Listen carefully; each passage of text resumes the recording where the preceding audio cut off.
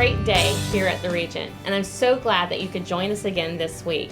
This week we're going to be looking at a couple of our community partners who are charities in our area who have resources and programs available to those who are going through things in the COVID and also just in life, and they have the system set up outside of that on a regular basis. But they are also bringing resources into the situation that we're all walking through together right now. And so I'm very excited to start this off with Liz Brewer from the Angel Foundation of Florida, and she's going to be talking to us a little bit about some of the things that they do here in our community and also some of the resources that have sort of come into her hands for the COVID situation.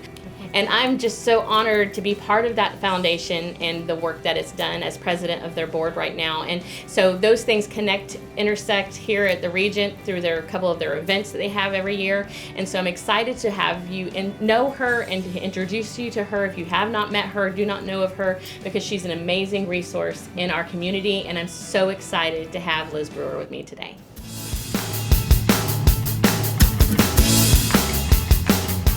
So today we're going to be talking to Liz Brewer with the Angel Foundation of Florida. It's located here in the Brandon area, but they do reach out to other parts of the community in Hillsborough County. So they have resources available to pretty much anybody in the Hillsborough County area that maybe would need had a catastrophic event happen to them, like cancer or something that's happened that's changed their life in a huge way. And I'll let her explain that a little bit more. Sure. But also, and some other great things is she's a life coach, and she's just wrote a book that's out. And so we're going to learn about all those things and also how she's handling all this craziness that's going on right now with COVID. So this is Liz Brewer, everybody. Liz, I'm so glad to have you with us today. Yeah, thank you for letting me be a part of this. I think what you're doing is amazing because you're spreading such great news in the community. And we need good news right now. Absolutely. So much. Yes, absolutely. So tell us a little bit about the Angel Foundation, like some of its history, and then also where you're at right now and sort of the programs that you have available to the community. Absolutely. So the Angel Foundation was created in 2003. So we've been in this community for 17 years. We're a big hidden secret, I guess. But what we do is we are a resource to the community. We want to be in the community. We have families that live, work, go to school, and sometimes things happen to those families. They probably won't go to a charity. They're not going to go to a food pantry. They're going to just suffer alone in silence. And so the Angel program was created back in 2006. A lot of it was created because I had lost my father to cancer. And so even though I was participating as a volunteer at the foundation and we were given big checks away to local charities, which was amazing, I loved it. I was able to have a full-time job, raise my family, and have that ability to go back and do something good in the community. When we were going through that crisis with my father, I realized it wasn't those charities that I really needed. Right. What really blessed me as I came through it and after he passed away was when I looked back and I realized it was people that showed up at my door with a bag of groceries, or someone who mowed our grass while we were at the hospital getting chemo for my father. And I realized those were the people who really supported me and gave me the hope and the encouragement to get through that. And so I took it to the leaders at the time, and they said, we agree, because they had lost people to cancer as well. So we had our first evening of hope in 2006, and we basically invited the community and said, everyone here tonight, there was about 300 people that first night, has either time, talent, or treasure that you can give, because God has gifted all of us with the ability to work. And so sometimes the people who are the plumbers or the painters feel like, well, I can't really give back. Oh, right. But yes, you can. Because when a family is going through a life-threatening illness or a catastrophic event, those things that we take for granted, the monies that we may pay for those services, maybe the money's not there, or maybe we don't have the hours or the time, but those things still have to get done. Right. The HOA will write you those letters, the grass will continue to mow, and our bellies will continue to get empty. Yeah. And so we can then help people in this community by meeting those practical things that we do. And we do that is a beautiful thing. We basically bring in angels. And these angels are volunteers that will go and they'll sit with a family and ask them, what is it that you need? Right. What can we provide for you? Sometimes it's dollars. Sometimes we have to pay their electric bills. Sometimes we'll pay their car payment. But what we do is we basically provide them temporary assistance to keep them on the road to self-sufficiency. Right. And so I think our number is right around 1,000 families that we've helped now since the program was started. So. And that's the thing is, we all will be that family. That's we right. all at some time will be that person that needs that help. And so it's an amazing program. And it doesn't mean that, it means you fell in the crack. It means right. that moment you needed something, and you're not always the person in need. You may be the person that's always giving. Right. But we we all find our place on that, Yes. the receiving end of a need. That's right. And so I love this organization wholeheartedly because that's the crack that everybody falls in. Right. Everybody has a moment of need, Yes. but you don't know the resource that can meet the need. And That's so right. the Angel Foundation does that, and it's just a wonderful thing. The families I've seen blessed through it, and it just touches my heart to the depths that I can't even imagine. Thank you. So you guys have been around for a while too. You're established. You're not Yes. something that fly by the night. You guys, I know you started off as the Brandon Foundation, and you Yes. recently have changed the Angel Foundation of Florida, but to meet a bigger cast of needs, and That's right. Or expand global. that so Yes. you can go all the way. That's and right. people who have needs in other places. So what do you feel like is going to be the direction that you see it going? What's the vision that Liz has for the foundation and your board? Right. As I know in a room when we sit in there, we cast this together, but Right. what do you see that's going to be happening this, in the near future? Well, I'm excited because I'm a long-term thinker, and so I got about 10 more years before I actually retire. Yeah.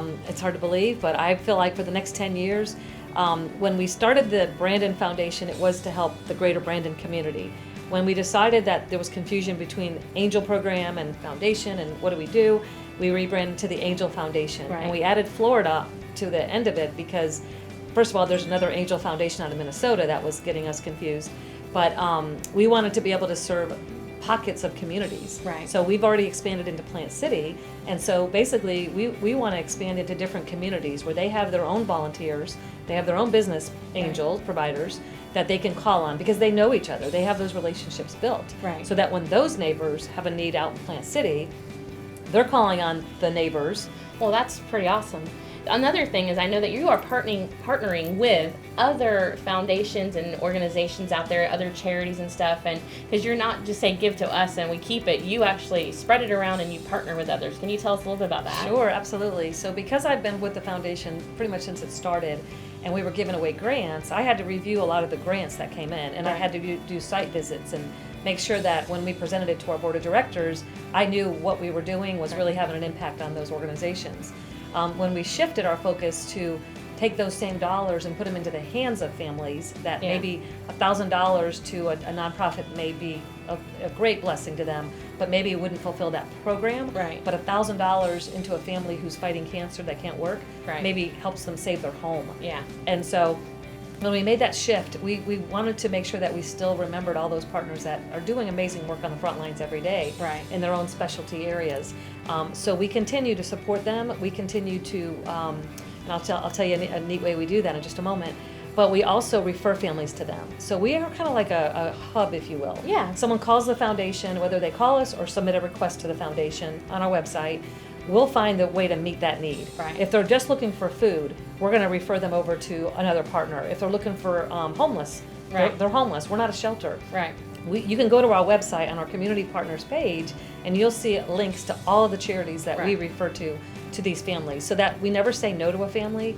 We may not be able to put them in the program per se, to send a team out to their home and match them with businesses to provide those practical needs, but we'll never turn them away without giving them a resource to help them. Right, you always meet help them that on their need. journey to Yes. get what they need, because in all those times of need, not one organization can meet all those That's needs. right. So it's great to have partners and friends and relationships, Yep. so that if it's not me, then I know who. And That's I know right. that I've heard you do that many a time. If someone's like, well, what about this? Well, that's not us, but this Yeah. is who you can call, and you have like on speed dial all the information, and I Absolutely. love Yeah, that. and we'll call the executive directors or text the executive directors and say, I have a family that needs your help, and they will take those calls and they will get them the services that they need. Yeah, that's pretty cool. So you were saying there was a neat, interesting way that you do some of those things. Do you want to elaborate on that? So because my family's been involved with this for so long, when my daughter was 7, I would have to take her every year. Now I have 2 older sons too, that they would also participate, but primarily she had to go to all these little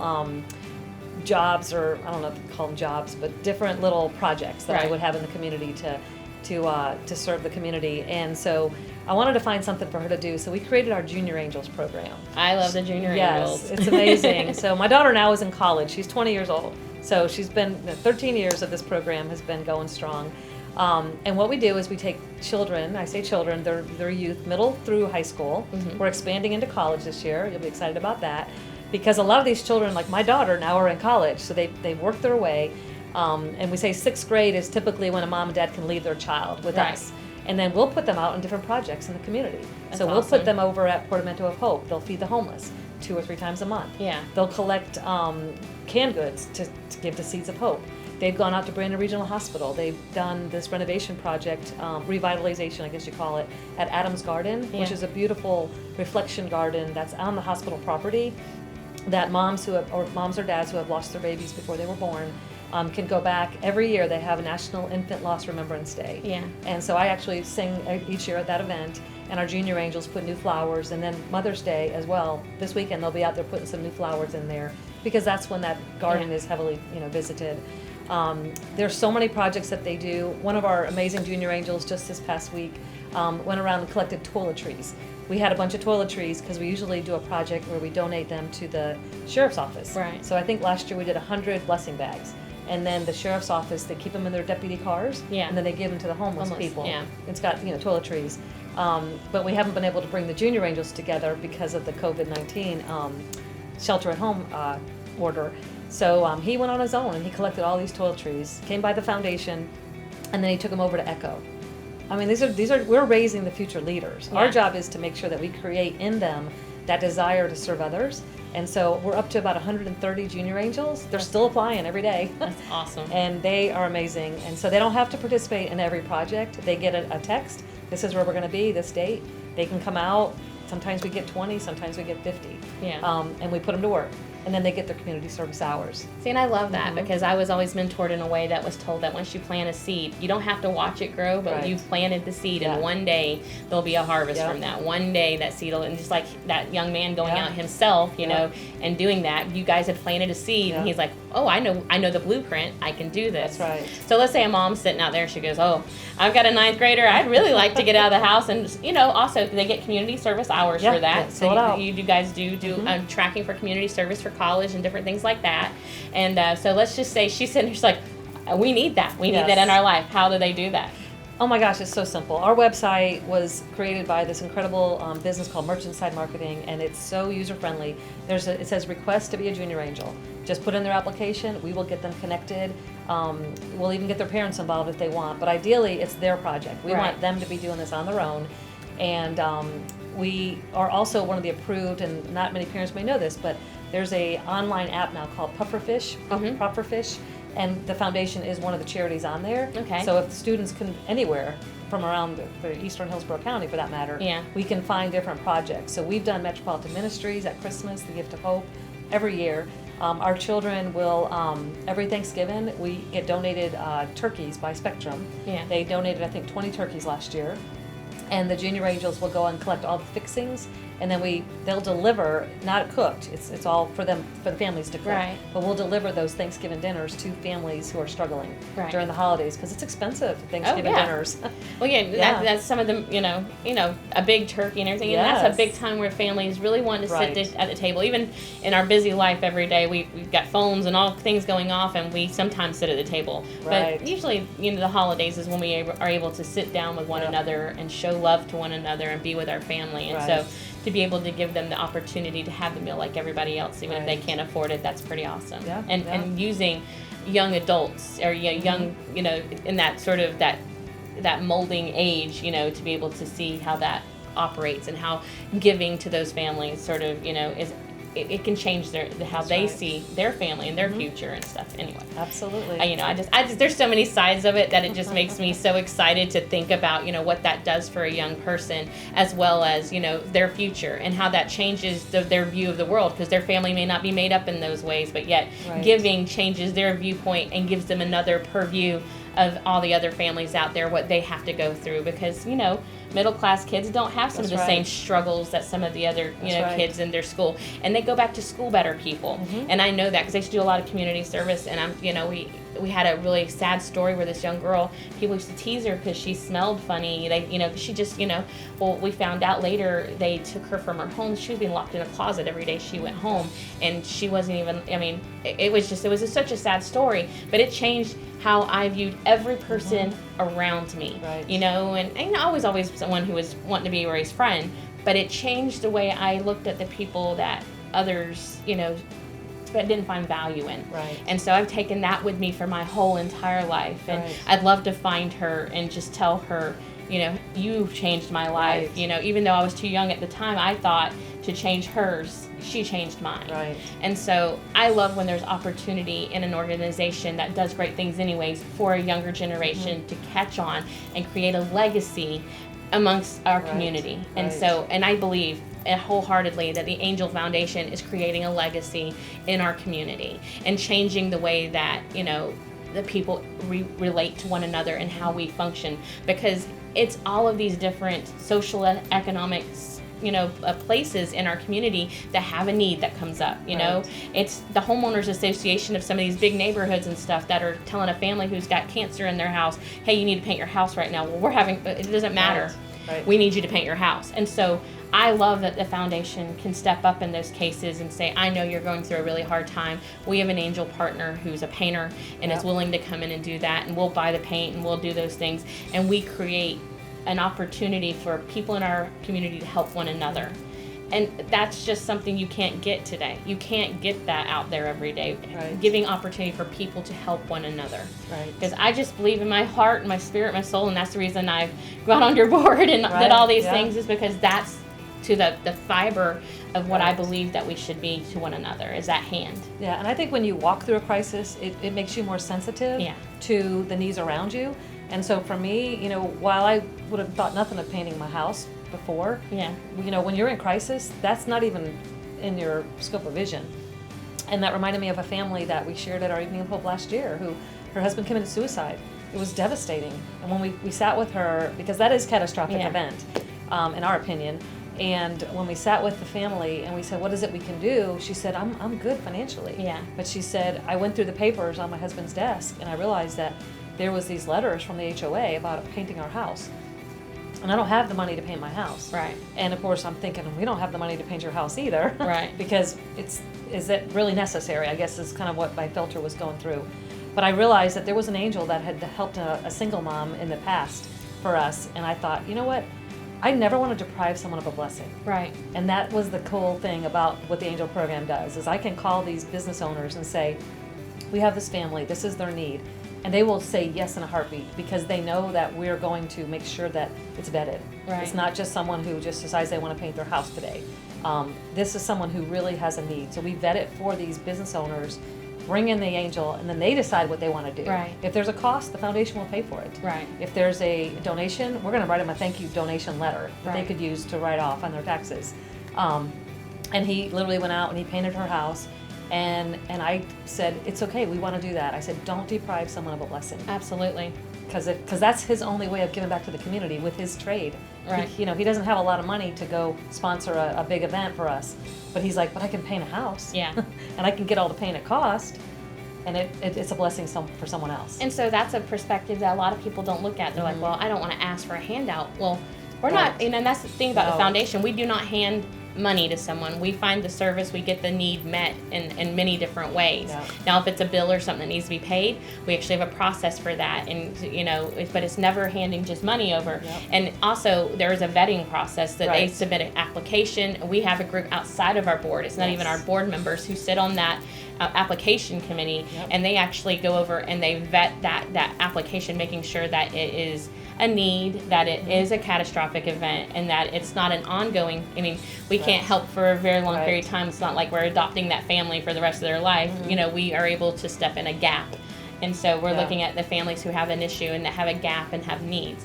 And so, it's the legacy giving thing, Yeah. and it's also done with such a high character, that it's fails dignity. in dignity. Yes, And yes. that's just it, and that's what you don't get a lot either. Right, Someone says, right. I need, and they're worried about who's going to say what and who in the community is going to Right. find out that they had that need. Yes. That's not how this all functions and works. Yeah, we feel it's important, and one of our sponsors actually used his words to me, and it really had an effect on the vision of why we do what we do. He said, we keep people on that road to self-sufficiency. Yeah. It's easy to fall off, and when you fall off, oh my gosh, it's hard to get back on that Yeah. road. So we're, like you said, we're the bridge. We keep them on that road to self-sufficiency so that when they come through it, and our hope is that they will come back stronger. Sometimes we have lost members of the Angel Program that Yeah. have passed away, and it's heartbreaking. We just had one last week, I shared with you, who one of our prior board members said, my best friend just told me she has end-stage breast cancer, and she doesn't have any money to pay these bills. Can the foundation help? And I said, absolutely. Submitted the request, filled out the financial application. Obviously, we knew there was no money coming in, but needed money to go out, so that was an easy approval. Yeah. And we were able to pay her electric bill, her cell phone bill, so she had a way to communicate, and maybe a couple other things. And there was no questions asked as far as the need, because we knew that it was vetted by this person. Right. And so then I found out just recently that she passed away within weeks. And so now she's grieving, but she knows that she helped. And so for her, she feels like I was there to help. And using the Angel Foundation resources that are the community resources, she was able to bless, so she didn't have to worry about, my electric's gonna get turned off next week. Yeah. And she can, not that she was able to heal, but she was able to have peace when she passed. And so that to us is really the bigger picture. You know, with our board of directors this past year in January, we're never going to help 3,000 people. Like, we're not that organization. Yeah. But the one that we help, we can change that life for that family. Right. Keep them on that road to self-sufficiency. And so our hope is that the one that calls us that needs that help, they're going to see a tremendous amount of support, love, and encouragement. Because a lot of times you just got to keep them encouraged so that their health gets better. Right. That they have hope. And that's what our angels do. And so when we sit in our angel team meeting every month and we go around the table and we talk about the families that we're serving, it is the most beautiful meeting that I have. And then I get to share it with the board. And I'm very, very careful about sharing it with the community, not because I don't want the community to know the good work that we're doing, but because I'm so respectful of these families. Right. Because when I was going through the crisis, I didn't share it with a lot of people. Right. I wanted to go through it alone. I had support. But what I didn't realize was that it was those practical things that really kept me going. Yeah. So I can heal and get on the other side and be better. And that's what the Angel Foundation is doing every single day. So if you're wondering how you can be part of that, if you have a need, there's definitely a process. You can go onto angelfoundationfl.com. You can go there and fill out the application. If you have a young adult or someone in that middle school, high school bracket that you want to get into program, go to that website as well, and you can fill out the Junior Angel application. And then also, if you want to give, if you have a service in your community, if you have something that you can give to others and you want to be part of that, go to angelfoundationfl.com as well. Become an angel. And become an angel. And so that's all on that website. There's a lot of different ways to be part of that. You have someone that you want to submit that needs help. You can also do that and go to that application for help. You can do that for them as well. There's resources out there. There's amazing things. So look at angelfoundationfl.com and you'll find Liz and her team, and they'll be ready to help you in an instant. Another great thing that you've done here recently is you've put out a book, and I want you to tell us a little bit about that. And you can go to amazon.com and get her book, and she's going to tell you about that, the name and all that kind of stuff to what you look for. But give us a little bit of insight on what the journey that took you to the book. Journey, yeah. Thank you so much for asking, Shannon. Yes, so back in 2015, after I had lost several of my family members in a variety of ways, and I was in a season of grief, I clearly heard God tell me that I needed to write a book, and it was going to be called I Am the Answer. And I didn't know what that meant, but what I did know was that the season that I was in was a lot of pain and loss and grief, and I really didn't know if I could write a book, to be honest with you. Okay. So it became one of those assignments that every year I said, I got to finish writing this book. And I'm glad to say that in 2019, I actually had gone through some other experiences, and so the book that I thought was going to be really sad turned out to not necessarily be a sad book. Yeah. I feel like it was written from a place of healing, and so I shared a lot of life lessons, and the title is called I Am the Answer, My Pathway to Joy. And so being able to write that book and have it published on Amazon is a labor of love. It still feels kind of surreal. It's really my story and my gift back to God, because He was the reason why I got through all that. He's the one that inspires me to be able to do the work of the foundation every day. I was part-time at the foundation for the past 5 years. And when the board asked me to go full-time, I really felt like I needed to get this book done, because I felt like it was something that was going to help others. And so as I finished the book and wrote it, Now I feel it from a place of strength. Yeah. And that the pain and the loss that will hopefully, the story behind it will bless someone else. And that really truly is my hope. If it ever makes the bestsellers list, I would be ecstatic. But if one person reads the book and they're touched by it, then I'll just be completely fulfilled in that area as well. That's awesome. And I can't wait, because it just came out. I can't wait to read it. I haven't got to read it yet myself, but I'll get it soon. Yes, yes. It's on Amazon, and because last year I was able to be one of the authors in another book called Yes, God. We had a book signing party and everything, but we can't do that right now. So we will in the future have that, but it is available. So if someone wants to get it now and they want to read it, I would love to have maybe a book club, a Zoom meeting or something, so people can share how the book was able to maybe heal them in an area that the different topics that I discussed in the book. That's pretty awesome. And like I said, I can't wait to read it. One of the things that the Angel Foundation does is their events and stuff, and I wanted to touch on that a little bit. You know, we had an amazing masquerade gala this last year, and we're looking forward to the upcoming events that are coming up. You want to tell us a little bit about what is coming up for the foundation? Absolutely, yeah. So we are 100% community supported. So we were blessed to be able to have the golf tournament, Charity Golf Classic, from the very beginning. That's how I originally got involved.